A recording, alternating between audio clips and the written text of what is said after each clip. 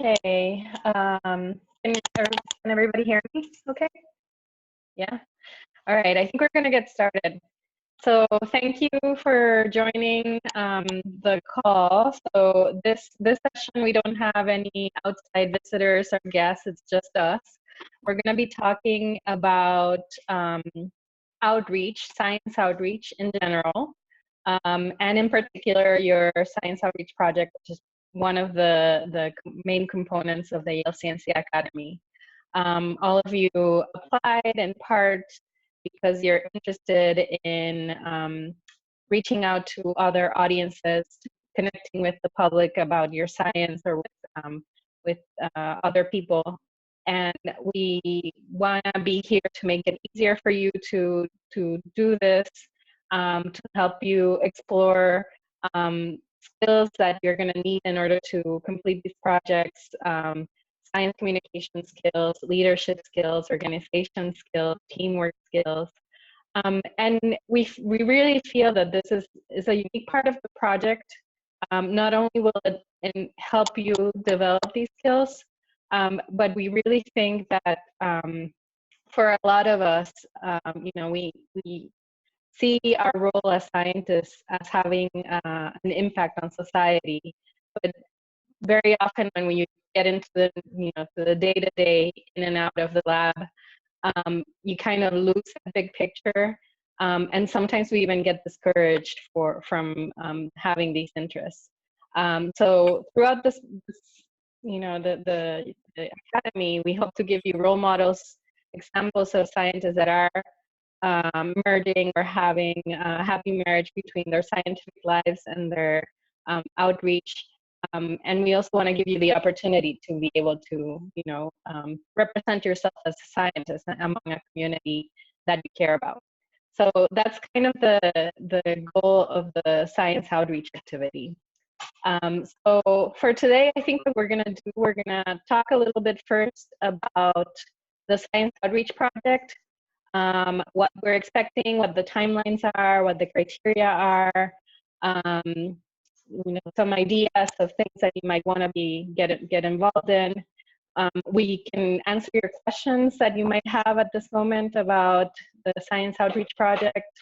And then we're going to save kind of the last half or a big chunk of the session to talk with three of you who actually have significant experience doing science outreach, 3 different projects. Giovanna, sorry. I'm gonna stop you because your audio is a little bit choppy. So I know that we've had this issue before. So just make sure that maybe your Bluetooth is connected to just one thing, or yeah, that's not the problem today. It might be my connection. So okay. Monica, do you want to take it on if my microphone is too bad? Go ahead. Sure. So I don't know how much you got from what Joanna was saying, because I know it was a little bit choppy. But in a nutshell, today our discussion is going to center around science outreach. An important component of this program is science outreach. In order for you to fulfill your requirements as a fellow, you need to complete at least one science outreach project in which you have taken leadership in the development and implementation of the project. So what we wanted to do today was to talk a little bit about why outreach is such an important component of this program. We wanted to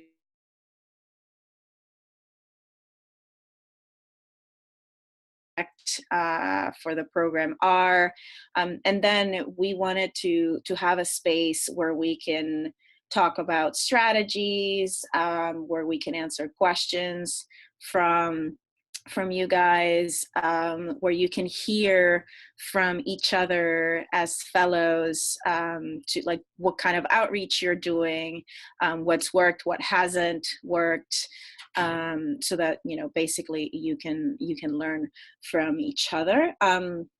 So why outreach? I think there's many reasons why outreach is important, is valuable within the context of this program. I think there are two main goals for this outreach activity.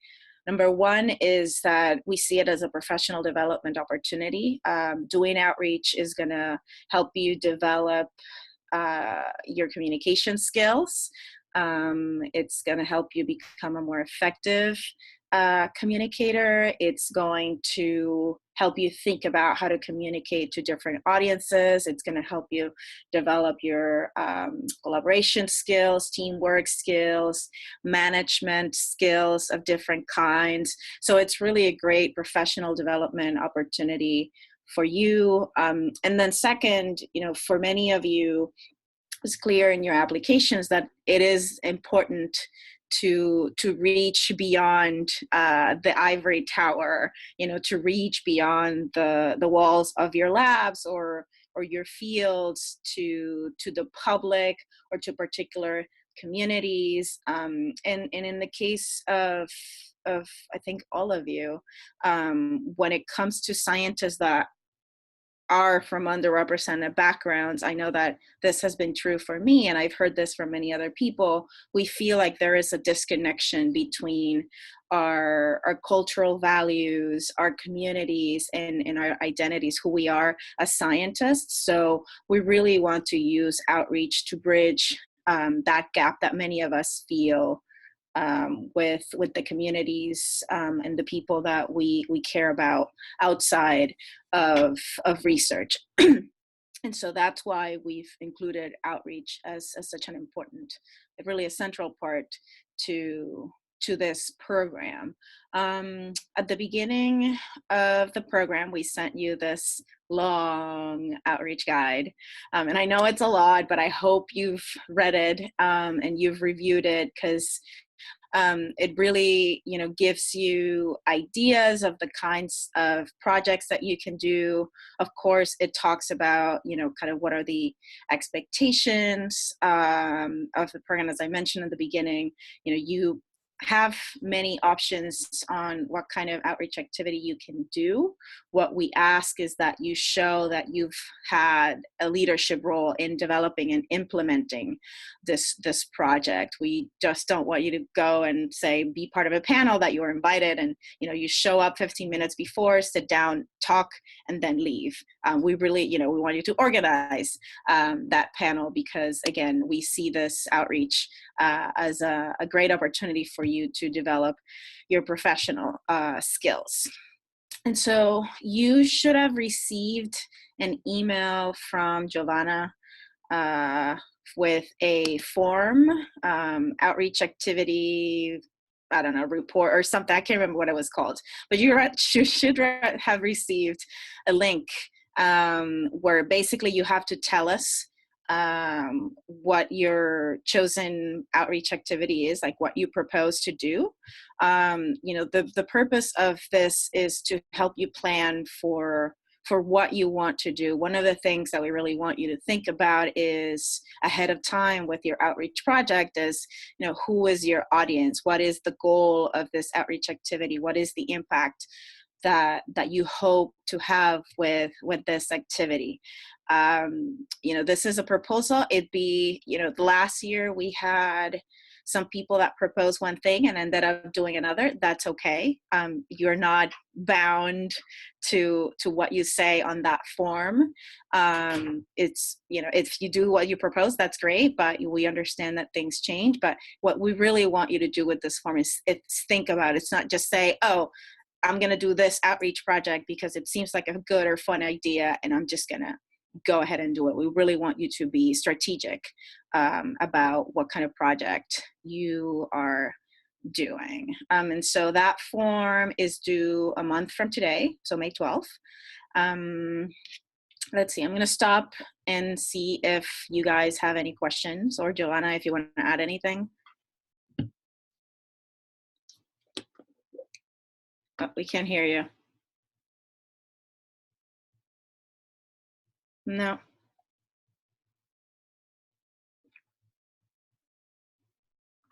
All right, maybe you can type. do you guys have any questions about what I've said so far?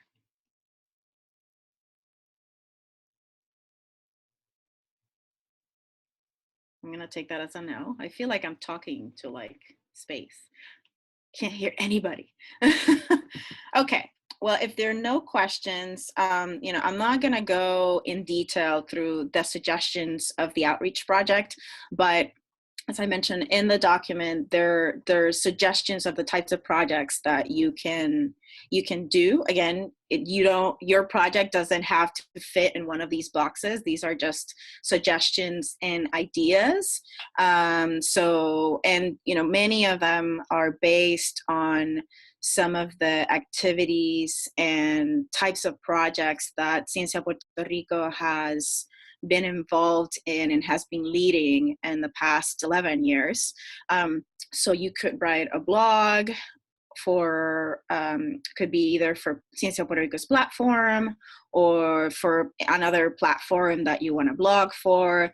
You could write newspaper articles. Ciencia Puerto Rico has a long-standing collaborations actually with newspapers in Puerto Rico, and that has been a great way for scientists within the Ciencia Puerto Rico community to communicate science to lay audiences. So that's one thing that you could do. You could record a podcast. You could do outreach at the K-12 level, so visit a school. You could do a science cafe. You could, again, organize a panel or a workshop at your institution. Or at a conference. You could create lesson plans for educators. We've had fellows in the past who have looked at science standards from the Department of Education and said, right, based on my research, I am going to prepare a lesson plan for 8th grade talking about, platelets. And so we've had some students in the past do that. But in some of the things that we want to stress and that we will kind of go in deeper when we go into our discussion is, how important it is that you think about what the goal of your outreach activity is, what the audience of your outreach activity is, how you're going to measure the impact. Think about what the impact or how they're going to measure if they were successful or not with the outreach activity. And so that's something that we really want to encourage you to think about. We do understand that for outreach activities, sometimes the impact is hard to measure, because if you're, say you're writing a newspaper article, other than measuring how many people read the article, for example, how can you tell the impact? Did it change people's perceptions? You may have to do a survey, and that may be challenging in the scope of what you're doing. But it's really the exercise of thinking about what impact you want to have and what the goals are. And so if you look at the end of the Science Outreach Project Guide, you'll see actually the form that you were sent to submit the proposal of your outreach project. And, it asks you, what kind of project do you want to do? Are you going to do this in collaboration with another fellow, which is something that you can totally do. But then, we really want you to think about who is the audience? Like, who are you talking to? Are you talking to 8th grade students? Are you talking to the general public? And I put that in quotes because the general public is really not a monolith. It's many audiences. And so if you're trying to communicate your research to the general public, that's going to look different from if you're trying to communicate that to a group of 8th graders, or another type of audience. We really want you to think about what skills you're going to be using or developing in the process of completing the project. You know, if you are going to work in collaboration with another fellow, you know, you're going to have to do teamwork. You're going to have to manage the project and divide tasks and responsibilities.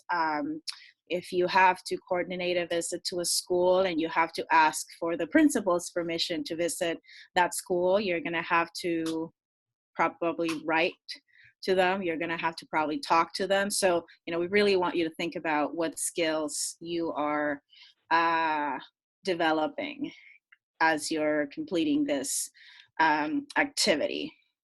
We also want you to think about, you know, how are you going to spread the word about this activity? If you're writing a blog, you know, what channels are you promoting it through?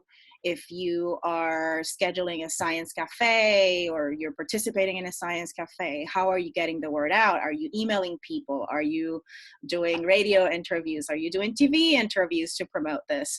You know, how are you making sure that your activity is going to reach the intended audience and that you're going to have some impact? And again, how are you going to evaluate the impact of this activity? And, you know, we want you to think beyond how many people went there, how many people read this. You know, we really want you to think about impact related to the goals of your project and the audience that you intended to reach. All right, Giovanna's back. Did you catch that, Giovanna? Did I miss anything? No, I think you're good. So, sorry everybody again, technical issues. Can you hear her now? Okay, everybody can hear you now. Good. Oh my God, I felt so useless. So Priscilla is asking on the chat if you're going to get feedback about the plans you submit now before May 12th. So yes, we will read the proposals you submit, and you know, if we think it sounds good, we may just, you know, we may not say anything. We may send you some email suggestions about how to improve it. But particularly since we are scheduling one-on-one meetings with all of you in May, that would be a great time for us to catch up about your idea, to discuss it a little bit, and for you to get a little bit more feedback. So put that in kind of your agenda for the one-on-one meetings in May. That would be a good time to get feedback. Sorry, and what I wanted to say before when you couldn't hear me is that one tip that I have for you in terms of like figuring out what you want to do, definitely interest. I mean, it has to be something that kind of comes from your own things that you like to do, things that you're interested in being engaged in. But also think about the skills that you want to develop. Perhaps, you know, you want to develop more of your presentation skills. So, you know, you might want to think about putting together a workshop or a panel for undergrads, or giving a talk to high school students. Or maybe you want to develop more your writing skills. Well, writing a blog is a good opportunity for that. And then Monica went over this, but I just wanted to stress it. We really want you to think about the audience that you want to reach, and kind of tailor your approach specifically to that audience. You know, the style of a presentation to high school students is going to be very different from the style of you know, a panel to graduate students about careers outside of academia or something like that. So. And I know some of you, does anybody have a question that they want to bring up to the discussion? Go ahead and unmute. I got another question on the private chat. Some of you may already have had plans for projects that you were doing this year that could fit the criteria of the outreach project. That's perfect, that's fine. You go ahead and submit those projects or those ideas that you already had. We may have some feedback, like I said, for you in terms of how to make it more impactful or how to develop an evaluation strategy to know what the impact is.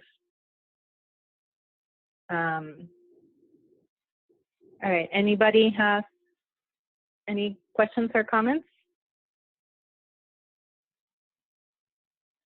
How many of you, let's use the hand raising function, how many of you kind of already have an idea of what you want to propose?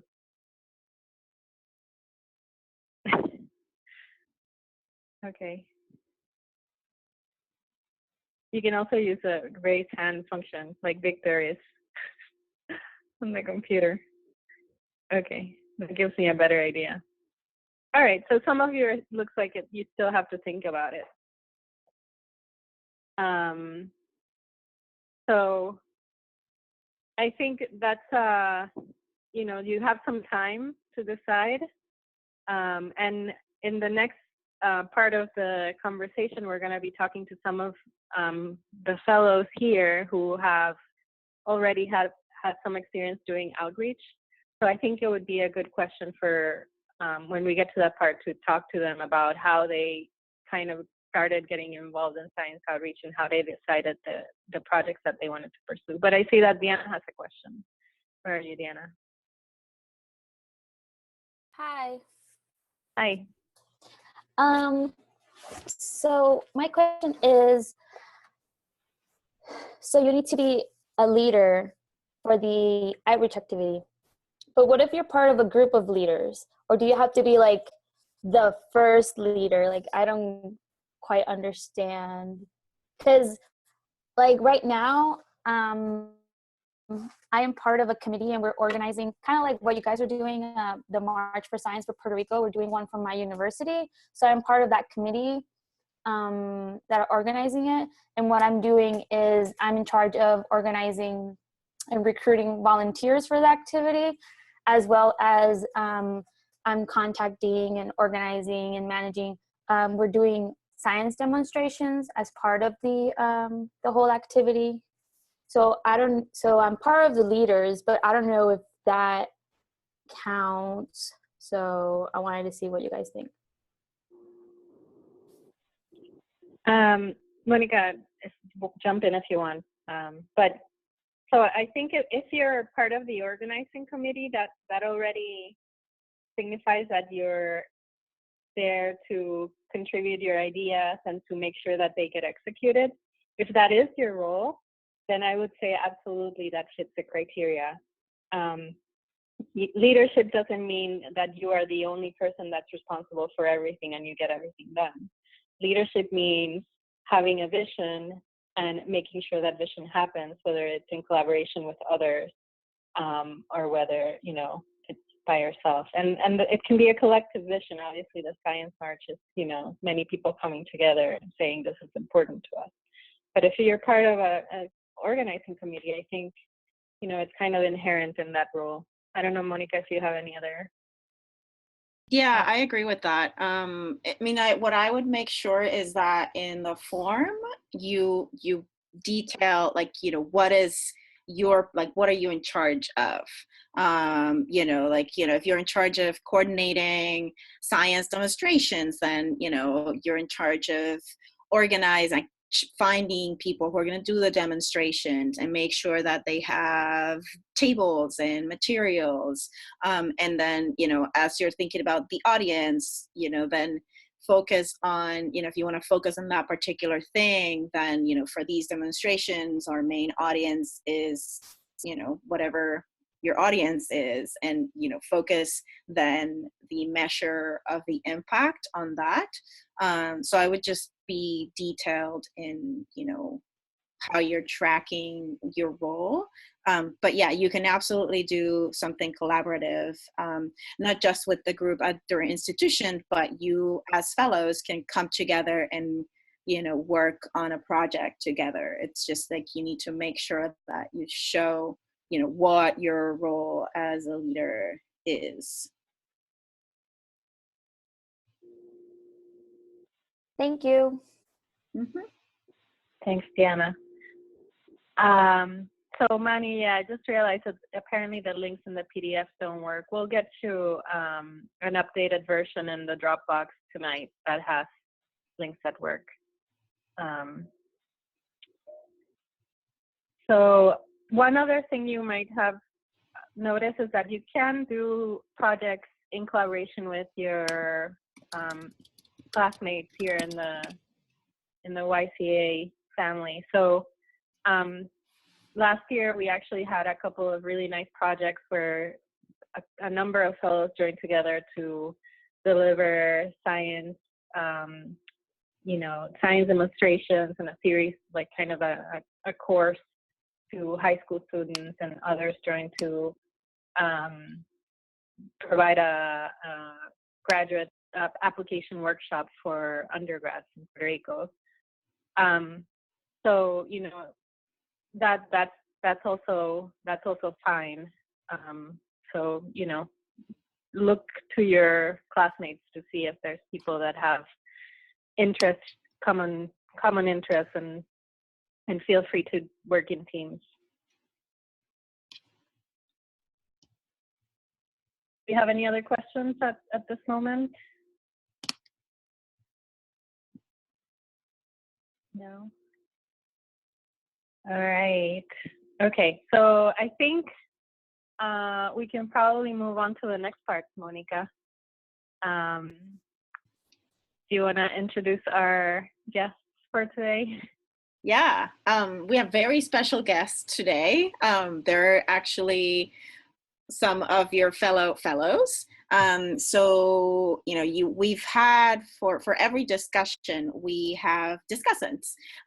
But for today, we decided to change it up a little bit, and our discussants are going to be Manny, Marcos, and Amanda. And what we've asked them to do, they have a diversity of experiences doing outreach, and you heard about some of them. I think you heard probably about all of them while we were together in February at AAAS. But what we've asked them to do is to kind of lead the way in sharing a little bit about their outreach, the outreach projects that they are doing or they've been involved in.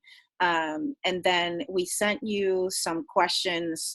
You know, we sent them these questions that I think I sent them to the whole group yesterday that we wanted to think about, because we really want them to get us started with sharing outreach experiences and how you as fellows can think about developing and implementing outreach projects. And so the three of them are our discussants, but after they've shared their bits about their projects and what they've done, I would like to invite all of you, any of you who have been involved in outreach, you can speak up and also share what you've done, and then we can discuss some of the questions about, like, you know, how do you decide what project to do? How do you think about impact? How do you think about measuring that impact, and so on? So I am going to call on Amanda, who's showing first on my list, to share a little bit about her outreach activities. Okay, can you hear me? Can you hear me or no? Yeah, we can hear you. Okay, good.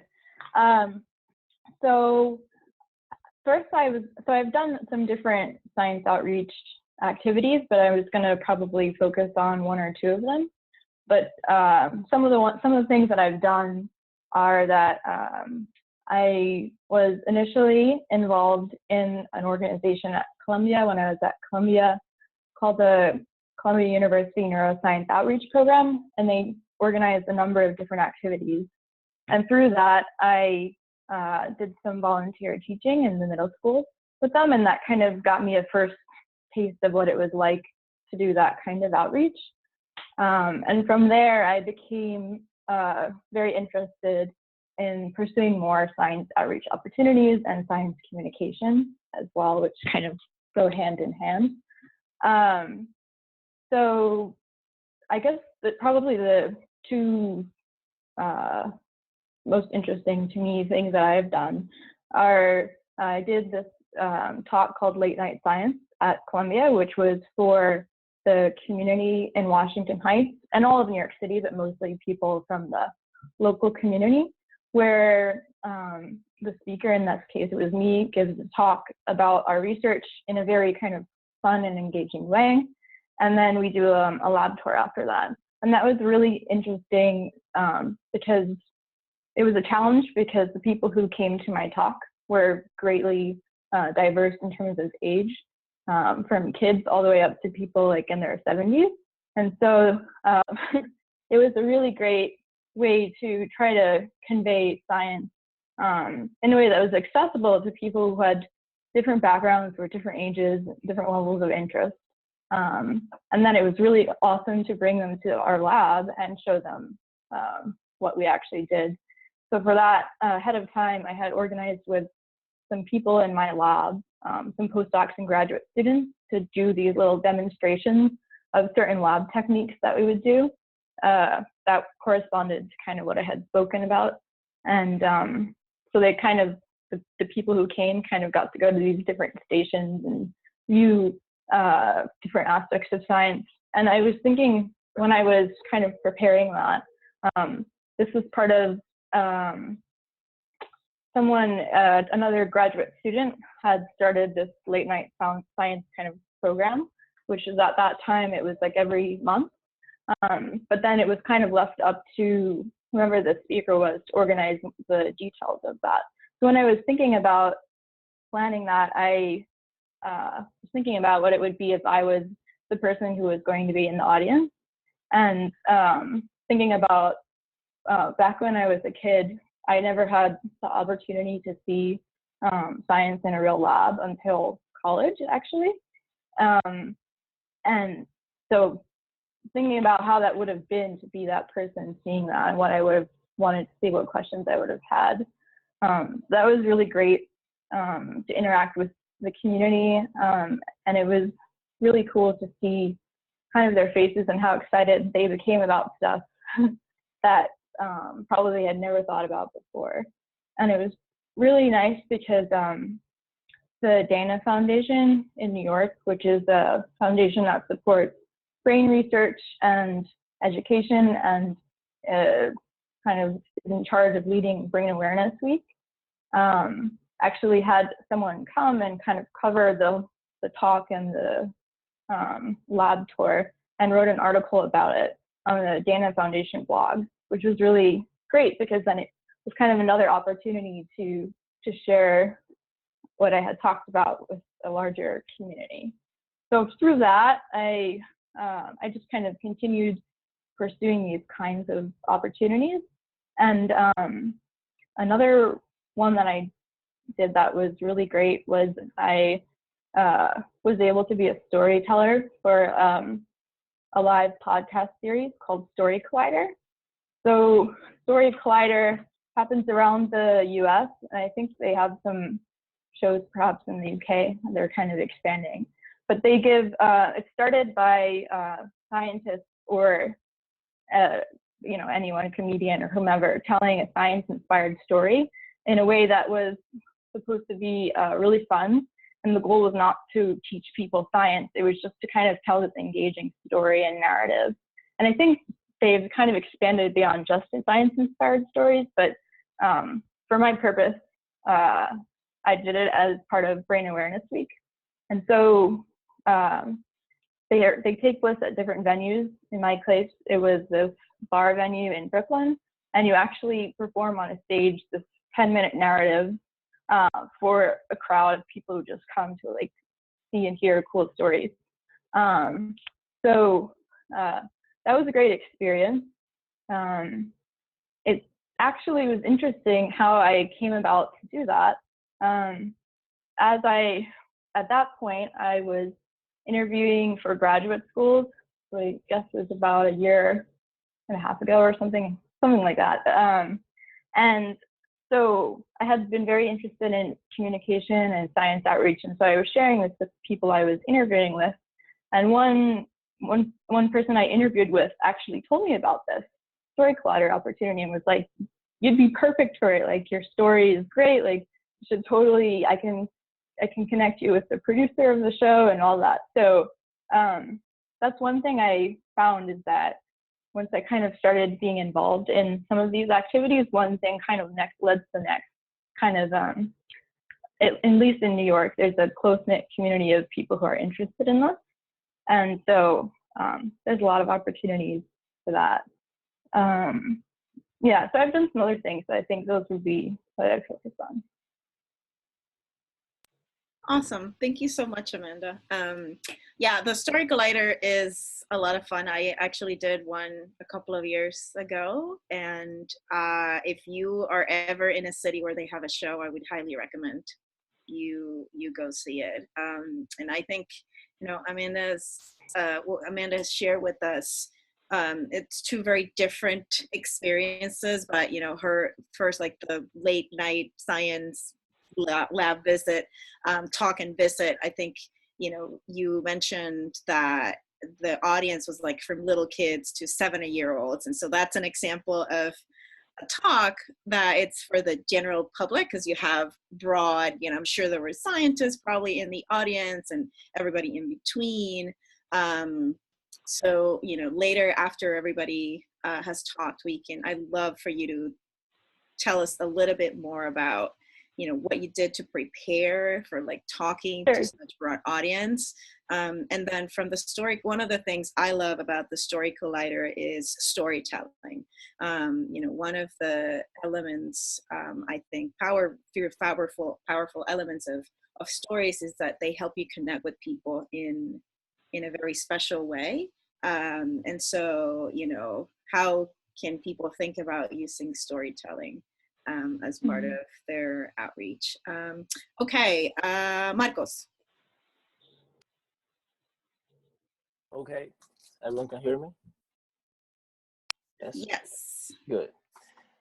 So basically, I think most of you know about my page, Ciencia en tus manos, but I want to talk a little bit of how I get into this. So to be brutally honest, when I get into outreach, it was because friends of mine talked to me about the importance of outreach when applying to fellowships, scholarships, and all that stuff. So that was when I realized that outreach was a really important component of my career development or my career evolution as a scientist. So I started doing some outreach experiences, going to high schools, also undergraduate college, and talking about how to get into graduate school and all that stuff. But then I realized that there is like a huge gap in the community, a huge gap of knowledge. And when we study science, I personally think that we tend to take knowledge for granted. As like, for example, I'll tell you right now, different words. So like microscope, cell, brain, and you already have picture, you have an image in your mind. But that is not what's happening out in the community. So people out there don't have that kind of knowledge. And there's a gap, a very big gap, I would say, that we have to do. This our responsibility of scientists to put that information out there so people can have the same knowledge that we have been acquiring, or maybe the kind of knowledge that they could use, and it's like to give them the power of knowing that kind of things. So knowing that, I just intend to use social media, because social media right now is like, let's say, a necessity for almost every human being. It's like everyone has Facebook, Twitter, or some kind of social media. So social media is one of the most effective, if not the most effective way of communicating right now. So knowing that, I just start using social media because like I mentioned, there's a huge gap of knowledge, and that gap of knowledge will be filled with facts or it could be filled with fakes. And there's a lot of fakes out there in social media. So it's our responsibility also to put the facts out there so people can feel that gap of knowledge, but with things that are really true and are facts, and not with anything that goes out there. For example, all the conspiracy theories that we hear a lot of them about, for example, how Zika virus was a conspiracy theory, for a conspiracy of the government and all that stuff. So we know that that's not true, but we have to do the work of telling people that that's not true.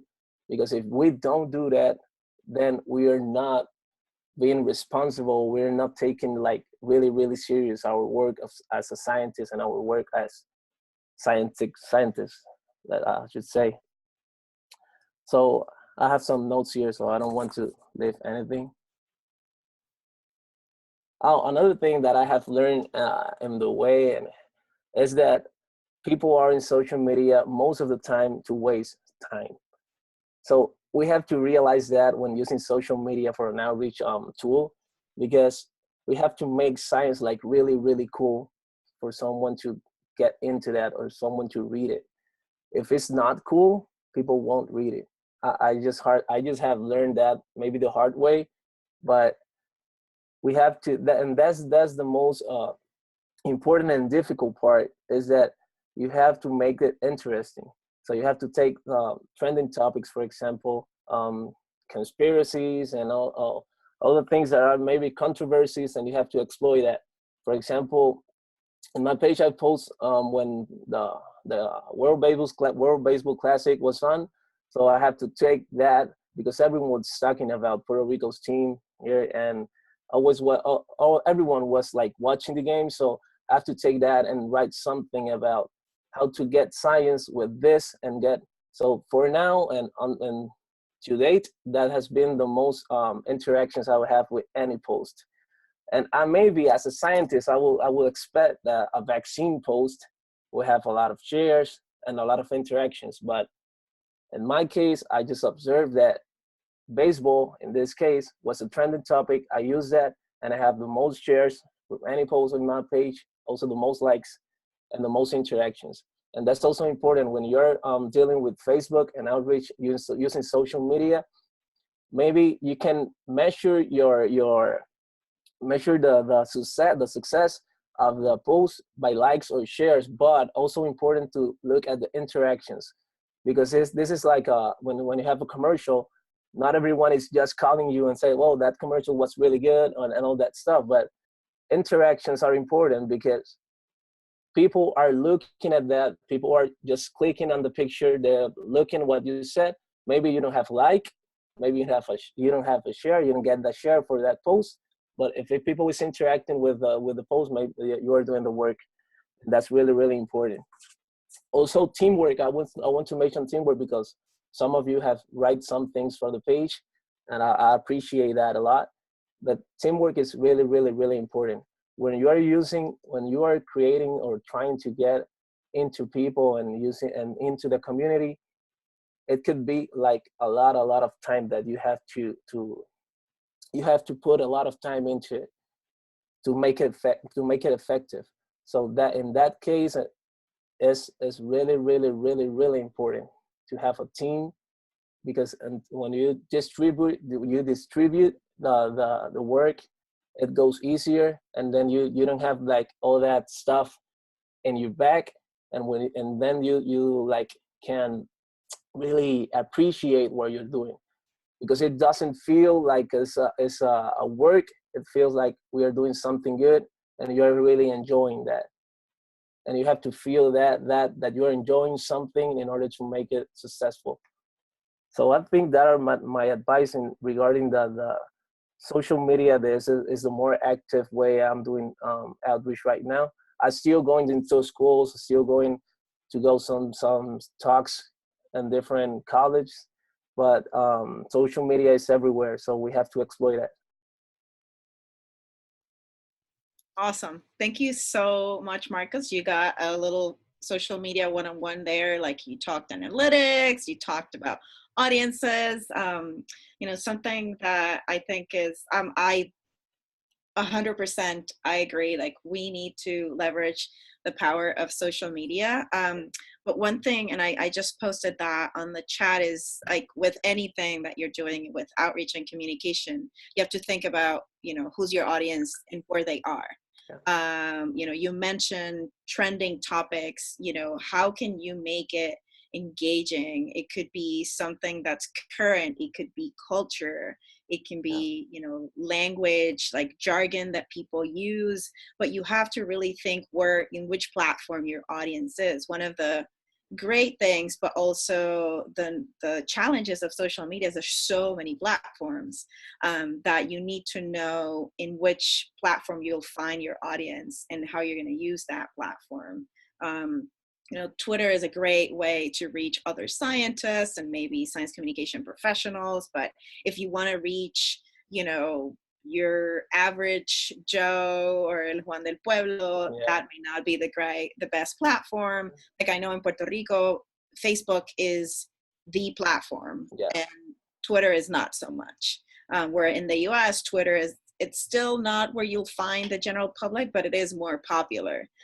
So that's something that's really really important. Another thing I want to mention is that I have been in touch lately with a friend of mine that is into marketing stuff and all that, and that's a really big component in doing social media outreach. People that knows how social media works and how to get people's attention. For example, colors and the posts, the kind of pictures. If you're going to post a video, you have to take into account the length of the video and also the person that is talking in the video. And there's a lot of things that we have to understand about social media first, because it could be really bad that you have like a lot of time writing some posts or getting a lot of knowledge into an article, and then you have like 10, 20 interactions with the article.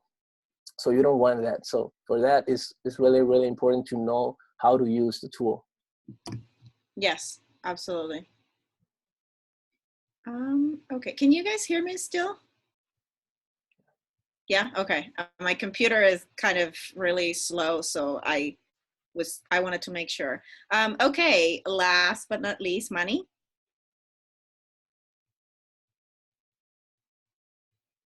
Hello, everyone. You can hear me? Yes. Okay. I'm going to send a link to my project page. So I'm going to talk about the American Sign Language Exchange page, which is related to my work with the deaf community. And the reason that I started the page was that there are very few resources in sign language. Like Marco said, there are some fakes out there. So there are pages in sign language by people who are not scientists or don't know sign language very well. So both of those things are a problem. Oh. Sorry. Sorry, go ahead. Okay. Oh. I'm not sure where the echo is, but yeah, sorry about that. I'm just trying to restart my computer. Okay. Can I keep going?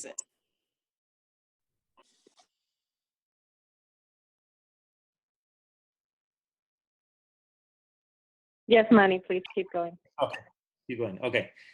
So I started in about 2015, I think, and there's a new media lab here. It's called at CUNY, and they basically will support students and give you technical and financial support if you want to have a digital aspect to your work.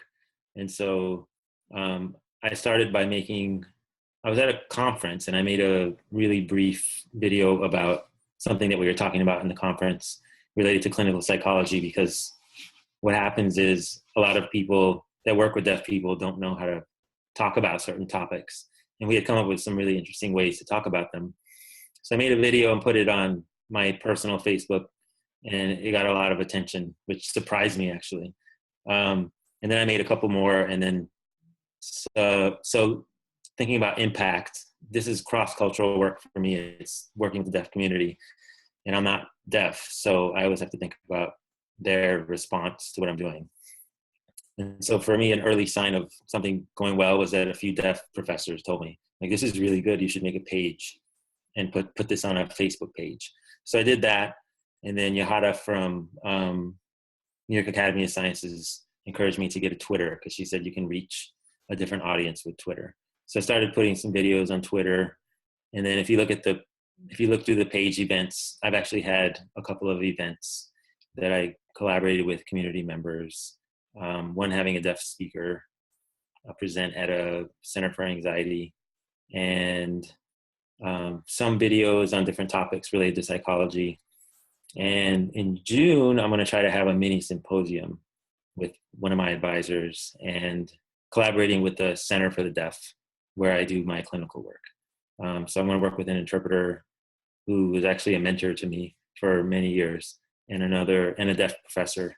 And we're going to present about our research related to sign language interpreters and deaf people. And so it ties in with my dissertation, but it's also a passion of mine to create more high quality materials for that community, because there's hardly anything. You and I can look up things online, probably less in Spanish than in English, and find information that we need.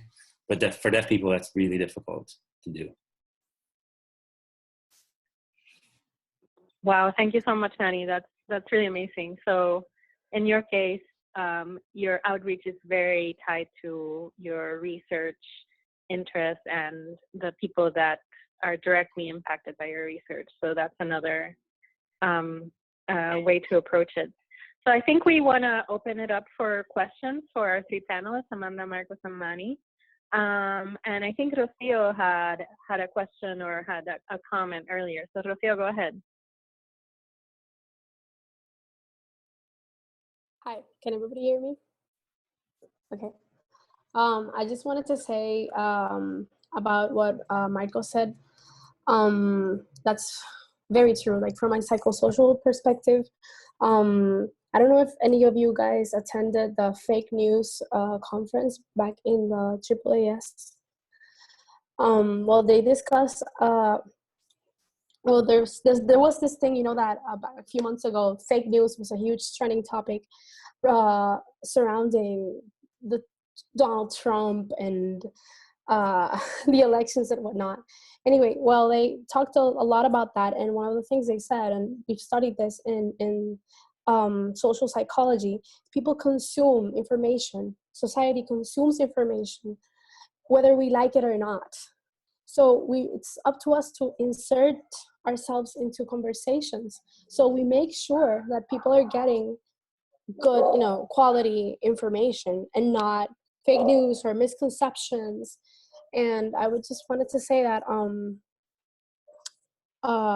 I've seen this like very lately with the whole, I don't know if you guys have heard this series called 13 Reasons Why. It's trending right now. Like it's a show on Netflix, and it has like it shows a girl who commits suicide, and she talks about why on a few tapes. So there's a huge conversation going on right now about suicide and suicide prevention, and so it's important for example, people like me that study suicidality to get into conversations. Like I haven't had any beefs lately, but I've noticed a lot of misconceptions about people who experience suicidal thoughts and whatnot. So we really have to become engaged with the general public, because if we don't do it, somebody else will, and that's how like bad information spreads around, and how myths and just really toxic information just gets perpetuated into our society. So it's really important for us to present ourselves as human beings and as agents of change. That's what I wanted to say. Sorry, I'm sick, so my voice is raspy. Yeah, no, I think those are great points, Rocio. And actually, one other idea or one other way in which you could also help change the conversation or bring clarity to points is through op-eds. So this is not a category that we had in your list, but opinion pieces that are published in newspapers are often a really good way of kind of, correcting misinformation or using something that's going on right now, a cultural moment, a historical occasion, to bring attention to a scientific topic. So when you were talking about 13 Reasons Why, I was actually remembering that one of the scientists within the Ciencia Puerto Rico network, a sociologist that works a lot with depression and suicidality, used that mechanism, the opinion piece, to publish about the importance of proper mental health care right after, unfortunately, when Robin Williams died. So that's another strategy, another way in which many scientists actually bring attention to issues that have, a big impact for the public. Does anybody else have a question for the panelists? I wanted to add something before we move on from what Manny just shared. I think one of the things that I think it's really, really cool about what Manny is doing, and it highlights an important issue that I think we forget to think about when we're doing outreach and where we're communicating is being inclusive. I will be honest, and I'll say when I am doing the different types of outreach and communications activities that I do, they're for able-bodied people. I'm not necessarily thinking, I'm giving a talk, do I have an interpreter for that? Like, that's not a first thought, and it's unfortunate because I care a lot about inclusivity, but it's reflected, it's the bias of my experience, right? Like, I don't have to think about, well, when I go to this place, am I going to be able to understand what people are trying to communicate? So I think that's something that is really important to keep in mind when you're thinking about your audiences. It's not just like, children to 70-year-olds, but people that have different abilities and learning styles. Are you being inclusive of those people? So I have can everybody hear me? So I have a question. I think it's more for Marcos. So one of the things that I've heard everywhere, and I personally have encountered, is that even when you give people information, they're still leaning towards what they think about, especially if you talk about such like hot topics like vaccination. And going back to Rocio's example about 13 Reasons Why, you're already seeing posts making fun of her and like the entire series. And it's that thing where yes, you inform people, but how do you reach that person that won't budge technically? And I don't know if Marco has received pointers from someone who's in marketing, which that's what they do day after day. I don't know. I'll leave it open to anyone who has comments about it. Well, I'll jump into it first. That's a really, really, really great point, because when you try to get knowledge out there for people, they try to use knowledge just to justify what they are thinking or their thoughts. And that's not what we intend to do here, because people think that vaccines are linked with autism, and they just want reasons to prove that that is correct. They don't want you to change their mindset. And that's also a difficult part, because that happens with all of humans. For example, you try to turn off your car in the morning. If the car doesn't start, then you will say, oh, what's happening with my car? It's not starting. But if the car starts, then you're okay with that. You will never question why the car starts. So that's the same thing with all the topics. When you have a topic, when something is wrong, you try to justify it. But when something is not going wrong, then you don't care about it. And that's the thing with vaccines. They just want to use information to justify the mindset that they already created. But we have to understand something here, is that people recognize that they have a gap for knowledge. People know that. But no, something is recognizing you have a gap for knowledge, and something really different is changing your mind and want to go and grab some knowledge. So some people are just okay with just not knowing something. Let's say people are some of them are just okay with that. But we have to change that mindset and like give people a reason why to care about things. And that's what, like, we have to like really pick the things we tell people, and we have to make them care about it. So that's, yeah. If I can add to that, I think this is one of the biggest challenges in science communication and outreach. We're hearing a lot about fake news, and people, I hear a lot of scientists saying, I must go out there and combat this ignorance, or, I'm going to work against fake news. But one of the things that we need to understand is that, first of all, data doesn't speak for itself. And that's, I think, a mindset we need to change in the scientific community. People are like, well, the data speaks for itself, like numbers don't lie, and that's not true. For scientists, maybe if you're trained as a scientist, that may be true because that's your training and it's very ingrained in how you do things.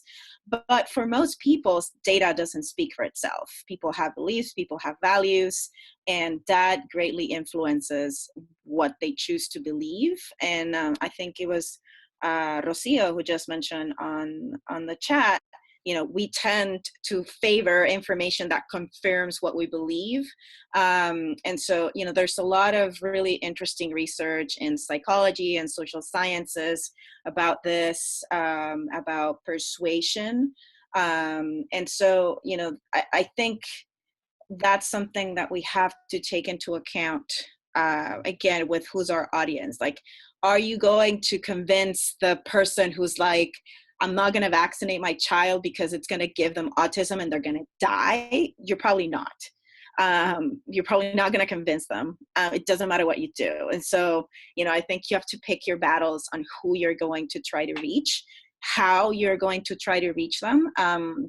There's, I don't want to get super technical here, but there's something called the deficit model, which was the model of science communication and outreach for a long time. And it's the assumption that if you tell people information, they're just going to believe you and take it at face value, and it's going to change their mind. And we know that that's not true.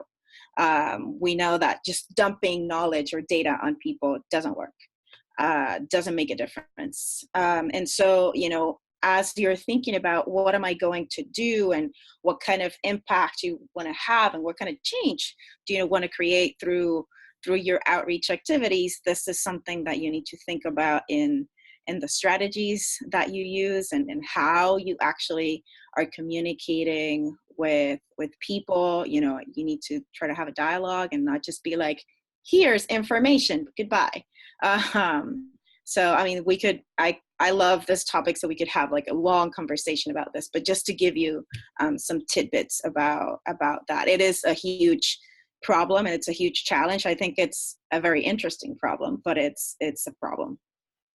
Yeah, I think that's why one of the reasons why we ask you to think about the audience and the platform that you use, as Marcos pointed out, will kind of determine what type of audience you're reaching, but also think about what their communication preferences are, what their potential, their context, their social, cultural context, their preconceived notions might be. And that might help you refine your communication or your outreach strategy a little bit better.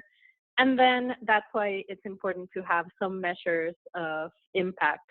because that way you can keep on refining your strategy. You know, if Marcos posts something that, you know, doesn't get many likes, then maybe he can tell that that strategy didn't work, and then the next time that he changes it a little bit, he gets, you know, doubles the likes. But that, you know, that's one way of measuring impact.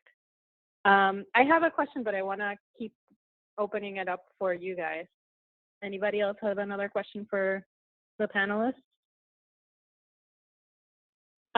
So Amanda, I was curious, you mentioned that, you know, you had first, you were involved in some outreach activities to high school students, and then you started, you had this opportunity to work with the Dana Foundation, and then that also led to the Story Collider. Did you find that, how did these experiences benefit you,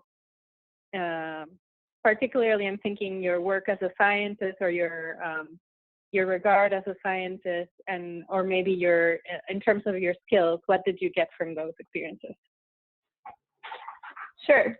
So, so I guess the question is, what did I learn from the experiences, and how did it help me as a scientist?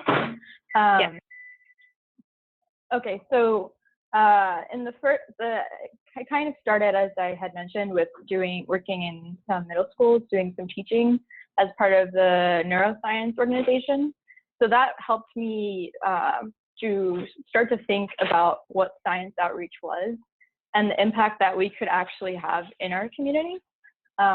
It's kind of an obvious thing thinking about it now, but before I had started doing that, I didn't really realize as a student how much we could kind of do in our community with talking to people about science and having them actually come out with something from it. So when we were doing that, it was great to see the kids get excited about something, and they had never learned about it before. We brought brains from different animals with us that they could see and hold, and we showed them all, you know, the structures and different aspects of them. So I guess I learned kind of what outreach could be, and also I got to practice my teaching skills and preparation skills, because the way it worked is that we were kind of assigned a topic, and then we had to make a little like lesson plan for what the topic was. So there was a lot of freedom there. So that was great for that practice. And once I did that, then I started to, as I mentioned, seek out some more opportunities, because I had learned this was something I was really interested in. And so from the second opportunity, which I had mentioned, which is the late night science, that was really challenging when I was preparing for it, because I knew that it was going to be for kind of a broad audience, and I loved talking to people about my science, but it was, but no one really in my lab talked to the community or like talk to the general public about our work. So thinking about the language of how to say things, it was hard, but I learned a lot from working on that. And well, actually doing it, kind of how to be a better speaker in your actual kind of, it's kind of like a performance, even when you're just kind of talking with people about like in a presentation. And also, I guess, because I had to kind of organize aspects of it for the lab tour part especially, it was good practice for me to kind of, I had to get other people excited about this opportunity also in my lab, because they had to stay late, like a few hours later than they normally would from work, to speak with these people and to do these little kind of demos for them. And so they weren't going to do it if they weren't interested in it. So I had to kind of figure out how to motivate them and show that. And so that was great. And that kind of aspects of that prepared me for the Story Collider performance or storytelling, which was also very different. The crowd was very different, and we were on a stage with a microphone, that's it. There was no notes, no presentation or anything, just being there with the audience, you know, in a bar, everyone's just there to enjoy themselves. And so the whole idea of how you need to present your story and narrative and speak with them is different. And so that experience taught me a few things. One thing is it taught me that I could actually do something like that, which, especially leading up to it, I was very, very worried about it, I guess you could say. I hadn't done anything quite like that before.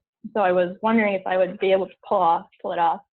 I had basically memorized like a 10-minute narrative story I had written. And you know, the whole thing like was just new for me. So I definitely learned a lot about crafting the actual story and then performing it, and also kind of things that I would do differently the next time to make it even better, especially for preparation. I was wondering if the attention that if after participating in type of activities that people kind of saw you as somebody that as an expert in these fields, or as somebody that could be a spokesperson for them, and how that made you feel. Right. Well, it is like, it definitely, I'll just like that. It's true that I think people perceive me differently, but one interesting story is later on I was working on a project with human Parkinson's patients on this MRI imaging study. And so as part of that study, we actually had participants come in, and one time this participant came in and just started talking to me about who I was, because they had read the Dana Foundation blog article about me, because they had like Googled my name or whatever. And so they had like learned some things about me, and they were like telling me like how cool it was and like all these different aspects of that. So that was one example of that. And it was really amazing to realize that someone I didn't know had suddenly like learned about the field that I was in and was excited about where that research was going and wanted to find out more about it. So that's kind of the best example of that. But within my lab itself, after that late night science thing, the people who participated, students and postdocs, really enjoyed having the people come and getting to be the ones kind of showing them everything, giving their little demo. And I felt like people became a little more interested in these kinds of things in my lab, whereas before our lab was not really thinking as much about the message going outward, more just kind of within the community. So yeah. Okay, great. Let's see, we have a few people that want to make comments. Mani, you wanted to share something about what you've heard from like multiple media people. Why don't you go ahead? Yeah, so when I went to speak to those people at AAAS from the TV stations, there was something that one of them in particular said that I've been thinking about, which was, the way he put it, he's a TV person, so he's not a scientist. So his viewpoint was, the public doesn't care so much about facts and knowledge the way you do. So if you think that they do, then you're making a mistake. The reason that there's so much fake news and fake science out there is because it's entertaining for people. And so he really encouraged me to watch the Nature, Discovery channels and see what they're doing right now to appeal to the public.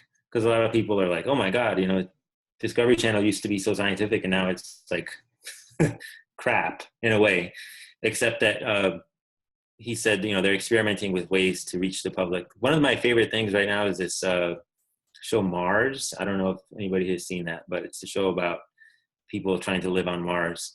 And they did this really clever thing of telling a story about these people in the future, and then they keep coming back to the present and adding all this information that's factual, that guides the story. And so I think that's a really effective way, because it doesn't feel like you're learning, you're still watching a fiction story. And so I think something to think about especially with social media and trying to get people's attention, is how to make it entertaining, but still having equality. I'm still trying to figure out how to do that myself, but I thought it was really good advice, because we assume if we just put something out there and people want to learn, they're not like us, unfortunately, or fortunately, probably both. Yeah, no, that's a really, really good point. I mean, and I think for most of us, if not for all of us as scientists, it's very unfortunate, because you're like, what do you mean you don't want to learn about like the data and like how this is done? But I mean, it's the reality. People want to be entertained. I mean, I think one thing that it's important to think about is how far you're willing to go. Like, you know, I'm not willing, for example, as a communicator, I'm not willing to sacrifice like accuracy for entertainment. But you know, you do have to think about how do you connect to what people care about. And you know, that can be challenging, but you know, you really have to put yourself in your audience's shoes. Great, that's really great advice, Mani. Thank you for sharing that. Let's see, Luz, you wanted to say something. We can barely hear you. Your volume is very, very low. Can you hear me now? No, still it's very, very, very low. It sounds like you're like a mile away from the microphone, at least to me.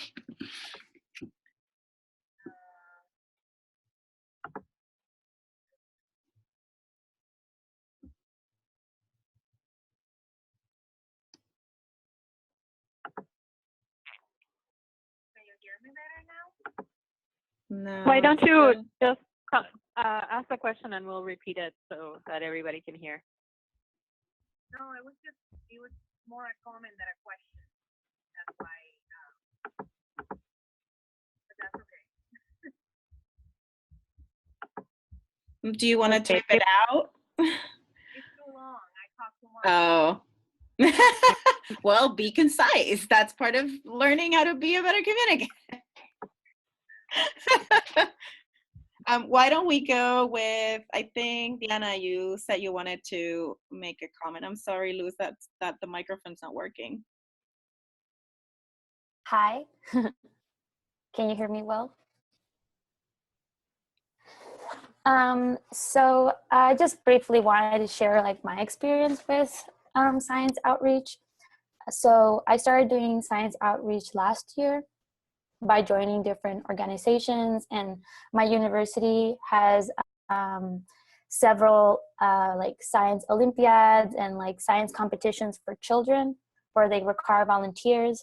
So I've been doing volunteering on that, and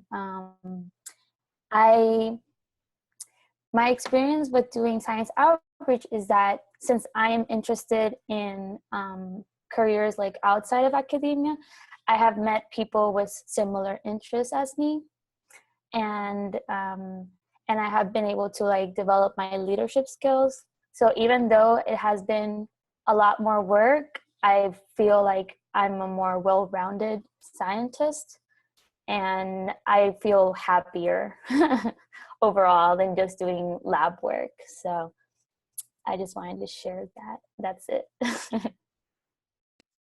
Awesome. Thank you so much for sharing that. Luz, I think you said you fixed the microphone. No. Forget it. Oh, I mean, maybe you can restart. I don't know what to tell you.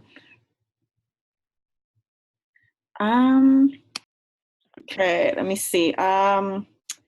Maybe Christina can talk a little bit about the idea that she has, and we can help you figure it out. Cristina Estrada should clarify. So it's just an idea that kind of came about when I started teaching a psychobiology class this term, and I realized that there are just some specific topics that I wanted to really delve into, but I couldn't because I had to cover what is required for the course. And so I wanted to focus on designing a course that involved communicating women's health and like topics that I'm very passionate about, and educating about how hormones can actually regulate our mood, our metabolism, our eating behavior, and just kind of being aware of that, and also like the HPA axis and stress, because it differentially affects men and women, but a lot of the studies that we've done has mostly been in male models. So I wanted to focus a little more on that. I don't know whether or not it's going to be needed or accepted here at the university, but it's just an idea. And then also, while I was at AAAS, I visited the Wikipedia booth, and I've been in touch with someone through Wikipedia who they're actually working to design and work with you with whatever your topic is, a course where you engage the students in reading what is posted on Wikipedia on specific topics, and you work with the students kind of like as their homework assignments to gradually improve and learn about communicating that science on Wikipedia. I mean, we use Wikipedia all the time. Students use it all the time. It's a great source, but then also almost anyone can publish. But allowing the students to really, and teaching the students to think very deeply about the information that they post on there, and then also it'll force them to do research on like peer-reviewed articles and be able to communicate that to the general public. So I feel like that's kind of like a combination of the two. With that. Yeah, those are great ideas. Yeah, I think Wikipedia has been has been doing write-a-thons to, in some cases, to improve the quality of the articles, in some cases to increase the diversity of the topics and of the people that are profiled in Wikipedia. So that's another idea for an activity for science outreach. With respect to your science course, I'm loving it. I mean, I think you definitely identified a need. For the purposes of the project, one thing you could explore is maybe developing a syllabus for this potential course. Okay. Maybe get some feedback from professors at your university to help you kind of think about the topics that would be needed for the objectives of the course, and if you could at least maybe deliver, obviously giving an entire course in the timeline that we have would not be possible, but if you could at least deliver one of the lectures or one topic to a group of students, whether they're in your class or whether they're high school students, or whether, that might give you a better understanding of how to approach the topic. It might help you think how to refine the syllabus, and for us, that would kind of fulfill the criteria of connecting with someone and helping you kind of evaluate the impact of the activity. So that's just an idea, but I think there's many other ways you can go about it with you. And I would say within the YCA class, I know that there's a few of the fellows that have in their research are focusing on sex differences. So yeah. There might be some experts here. And then I'm also saying that there might be some other YCA fellows that might be interested in this as well. Like, I know some of you do research like with estrogen, for instance, or even like just female-centered research. So that would be great. You can contact me. Thank you.